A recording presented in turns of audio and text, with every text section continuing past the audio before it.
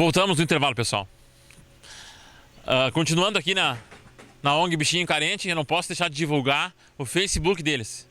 Facebook Bichinho Carente. Quem quiser ajudar, quem quiser colaborar ou tiver interesse em adotar alguma dessas figuras que são uma simpatia, eu não vi nenhum antipático aqui, todos eles são extremamente sociáveis e carinhosos. Deu para observar nas imagens, vocês vão ver as imagens, né, de novo no finalzinho do programa, que são tudo muito simpáticos. Então entra lá no Facebook da ONG Bichinho Carente, certo? Contata eles, se quiser adotar, se quiser ajudar, né, auxiliar com ração, vai ser bem-vindo a ajuda. Seguindo o programa, agora a gente vai mostrar mais uma entrevista do nosso novo parceiro aqui, o veterinário Jonathan, que vai falar sempre da importância da medicina veterinária com animais silvestres. Jonatas, vamos falar então sobre aves. Acredito que as pessoas em casa tenham muitas dúvidas, talvez mais do que as minhas, mas eu vou tentar tirar as minhas dúvidas aqui e espero que de repente as pessoas de casa se satisfaçam com as minhas dúvidas, que de repente alcance a expectativa deles. O que tu tem? Nós conversamos antes sobre a entrevista, de começar a entrevista. Tu me falou que tem espécies, né, de aves. Então as pessoas em casa acho que não sabem também disso. A principal classificação, vamos dizer assim, das aves que a gente acaba atendendo, que são animais de estimação, são os psittaciformes, que são os papagaios, periquitos, calopsitas, né? Os passeriformes, então, são os passarinhos típicos que a gente fala. Então, canários, mandarim, calafate, daí passando pelos silvestres como trinca-ferro, sabiá, coleirinho, né? E os galiformes, que seriam formatos de galinha, né? Então, já aves um pouco maiores. A gente acaba atendendo na clínica também. Que são os fazões, pavões e as próprias galinhas. Essa seria a classificação. Hoje, o que a gente mais atende são os psittaciformes, né? Que são os psittacídeos. Então, papagaio hoje tem uma grande quantidade e as calopsitas vêm crescendo, né? E são bem pet mesmo, né? Exatamente, são bem pet, né? Tu tem algumas dicas para passar para o pessoal de casa, assim, em relação à temperatura, à alimentação, quando levar no veterinário, qual é a observação que a pessoa tem que ter em casa com o seu pássaro, com a sua ave, né? Ele está meio apático. A primeira coisa que a ave, quando ela não está se sentindo bem, ela vai ou parar de comer ou vai diminuir a ingestão de alimento. Então tem algumas aves que a gente tem que observar, que a própria diminuição na ingestão de alimento já é um sinal bem grave, né? Então normalmente as pessoas que têm esses animais como pet, eles já sabem. O canarinho. Quando eu vou de manhã, vou tratar o meu canarinho, ele sobe naquele puleiro e fica pulando ou fica cantarolando na hora que eu limpo a gaiola, que eu dou comida. Então isso é o mais importante. Na hora que a pessoa chega lá, o passarinho não está fazendo isso, às vezes até está se movimentando e tal, mas não está normal, alguma coisa está errada. Às vezes pode ser, como tu falaste, temperatura, né? O canário é um animal muito sensível à temperatura, principalmente a mudanças bruscas, né? Então as pessoas às vezes bota na área de serviço, esquece a janela aberta. E Jonathan, a questão da temperatura da água, às vezes o viveiro ou a gaiola está no sol e a pessoa esquece de observar isso, né? Isso é importante. A água tem que ser sempre fresquinha, né? E as aves, elas também utilizam a água para tomar banho. Então algumas pessoas às vezes colocam um empecilho no bebedouro para a ave não tomar banho no bebedouro. Isso não é bom, o que significa que está faltando alguma coisa para ela tomar banho. Então, além do bebedouro, oferece também uma banheira, né? Algumas aves tomam banho o ano todo, outras têm épocas do ano em que elas tomam mais banho, né? Quando estão na muda das penas, né? Estão trocando de pena, acabam tomando mais banho do que em outras. Então, às vezes a pessoa se frustra até. Tá tomando banho no bebedouro, vai, espera uns dias para comprar a banheira, coloca a banheira, o passarinho não toma mais banho. Mas o que aconteceu? Não sei, é a época do ano. Então, tem algumas aves que são bem cíclicas. Elas por 2 meses tomam banho e depois elas não procuram mais a banheira, né? Então isso é bem importante. E a higienização da gaiola, tá? Então o ambiente onde está a ave tem que ser extremamente limpo, né? Graças às empresas terem evoluído, a gente tem bastante opções hoje, né? Então a maior parte das gaiolas a gente tem com as grades bem longe da forração, né? Então a ave praticamente não tem contato com as fezes, né? Isso é bem importante. E fazer uma boa higienização. De vez em quando lavar a própria gaiola, né? Se isso é possível. Tem aves que não se importam, que a gente lave um pouco a gaiola, principalmente no verão, né? Para higienizar a gaiola, né? E as bandejas, então, diariamente, cada 2 ou 3 dias, depende um pouco da espécie, né? Uma dica importante é quando for levar ao veterinário, não limpar a gaiola, né? Deixar as fezes como estão, né? Não é nenhuma vergonha levar assim, porque isso é um dado clínico muito importante. Se a pessoa vai levar no veterinário, pode deixar as fezes do dia, não tem problema nenhum. Vai ter uma informação ali que vai ficar, tu vai tirar aquela informação do veterinário, né? Exatamente, essa informação é muito importante, porque às vezes a gente pergunta como são as fezes, a pessoa tenta explicar, mas às vezes não é o suficiente. Melhor ver. Melhor é ver. Como a gaiola vai ter que vir igual com o animal, então traz ela daquela forma ali, né? Como que tá. Traz também um pouco da comida que ele está comendo, né? A água não precisa, o bebedouro pode deixar em casa, ou traz vazio para a gente ver o modelo, às vezes a pessoa tem alguma dúvida. Então é importante isso, né? E quem tem ave já saber quem é que acaba tratando esse tipo de animal, porque às vezes 24, 48 horas é decisivo para a morte ou não da ave. É um animal muito sensível, né? É um animal muito sensível. Então a comida é algo bem importante também. Então a gente tem vários tipos de comida para as aves, então desde misturas de sementes, que são vários tipos de semente, ou somente um tipo de semente, e as rações extrusadas, que são a semelhança das rações de cão. Então as rações que a gente conhece de cachorro, que são aqueles pellets, aquelas bolinhas, a gente tem também então para aves, né? A tendência hoje do mercado e para a saúde das aves é que se utilize cada vez mais as rações e não as misturas de sementes. Porque é mais balanceado, né? Nas rações a gente consegue colocar o mineral suficiente que o animal precisa, né? E a gente tem normalmente poucos contaminantes, né? Porque é um produto que passou por um processo, tá? Então nas sementes às vezes a gente tem fungos e algumas toxinas que podem, com o passar do tempo, acabar deteriorando a saúde da ave. Então as pessoas dizem, não, nunca acontece nada, mas se a gente for pensar que a expectativa de vida, por exemplo, de um canário pode chegar a 15 anos, se ele morre com 6, não é um canário velho, né? E muitas vezes eles acabam morrendo em decorrência da alimentação com algum contaminante, né? E as outras espécies que nós não citamos ainda, basicamente são as mesmas preocupações, que nem os galináceos? Os galináceos já são aves maiores, né? Então eles não têm tanto problema com temperatura, né? São normalmente animais que são criados em viveiros, né? E então são os menos sensíveis, né?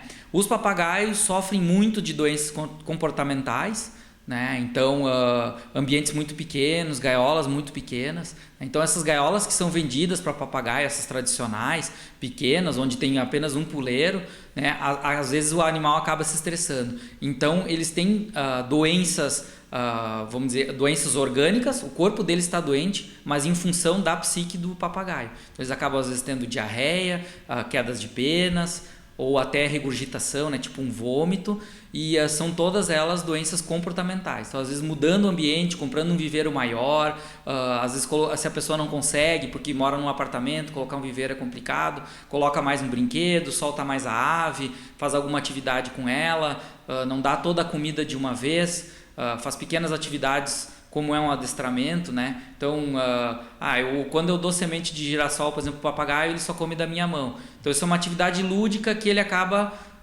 interagindo com o proprietário.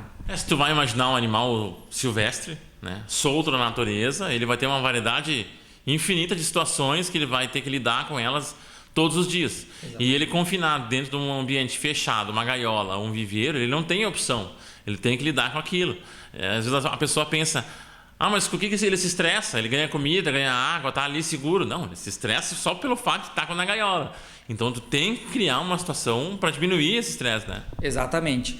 E o que acontece voltando a esses, vamos dizer, principalmente os psitacídeos, né? A gente não tem como comparar com os canários, mandarim, calafate, que são espécies que há centenas de anos já são domesticadas, né? Então, os papagaios que a gente tem... Normalmente esses papagaios eles são de origem da natureza, né? O que é ilegal, mas ainda existem muitos, e hoje já tem de criação, mas são criações que não têm tantas centenas de anos como outras aves. Então eles na natureza passam o dia inteiro voando, até que eles conseguem comer o suficiente para se alimentar, eles têm que às vezes percorrer diversos quilômetros, então isso é uma atividade que eles desenvolvem durante o dia.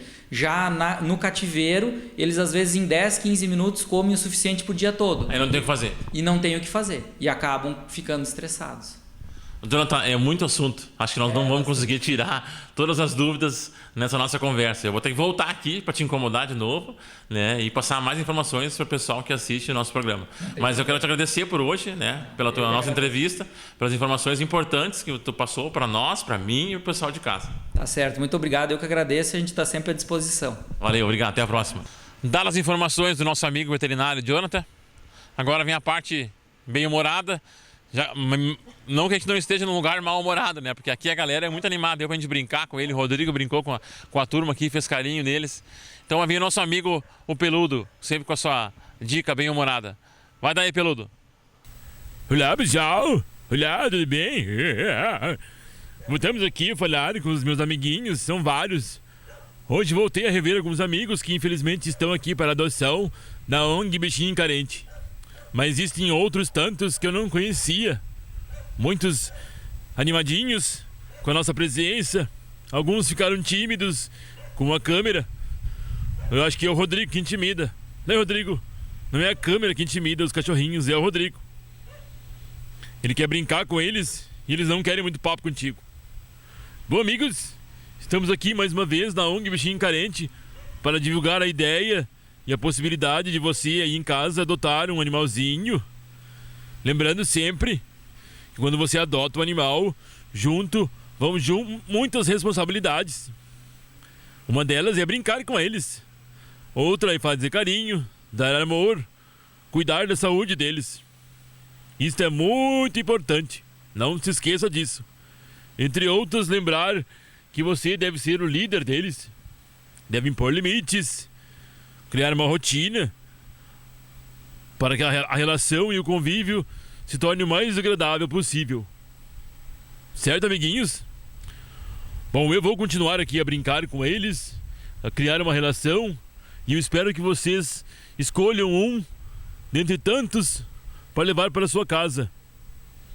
Qualquer um que você escolher aqui para ser adotado, ele será castrado. Assim, é feito um controle de natalidade. Vocês não sabem quem eu encontrei aqui. Vocês lembram do Shed? Pois é, o Shed estava aqui também.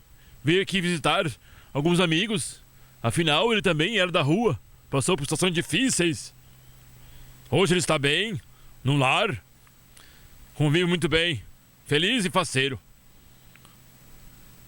Acho que ele quer falar um pouquinho. Esse Red quer falar um pouco? Vem, Red. Vem. Chega aí, Red. Pode chegar. Vem, não seja tímido. Olá, pessoal. Estamos aqui visitando alguns amigos. Como vocês estão? Tudo bem? Eu também estou bem.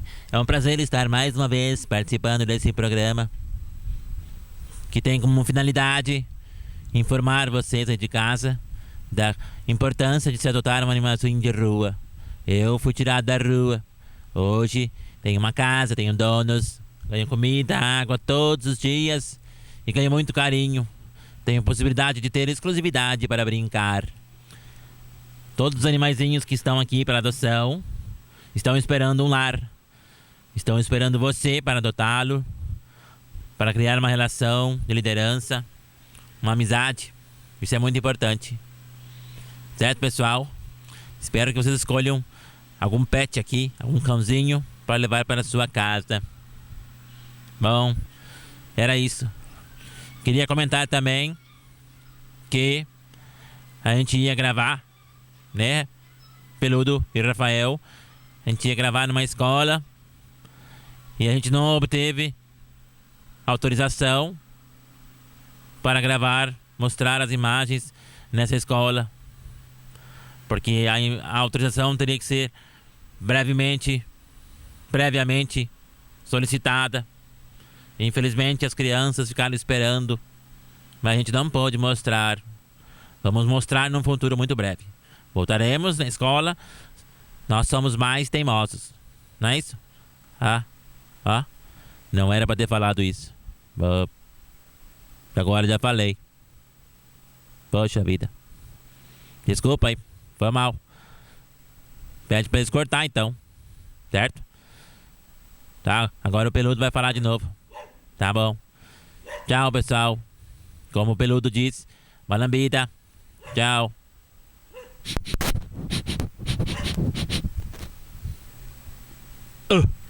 O Red é uma figura. Impressionante. Falou um pouquinho demais. Enfim. Bom, amigos, espero que vocês tenham gostado do programa de hoje. E lembrando sempre da responsabilidade de adotar um animalzinho. Hoje, o encerramento do programa fica comigo. Cada vez estou ganhando mais responsabilidades também nesse programa. Vou ter que pedir um aumento na quantidade de ração. Não, acho que eu vou pedir um biscoito. Isso aí. Quero biscoitos. Mais biscoitos. E eu assumo essa responsabilidade de participar cada vez mais do programa. Certo? O que vocês acham daí, pessoal? Bom, lembrando sempre, mandem fotinhos pra nós aqui pro Facebook. Meu amigo é o bicho. Participem do programa, pessoal. Certo? Uma lambida. Ficamos por aqui. Espero que vocês tenham gostado do programa. Tenham curtido. Até semana que vem. Obrigado pela paciência e pela audiência, como o Rafael disse. Uma lambida. E até semana que vem. Certo? Até lá. Tchau. Tchau.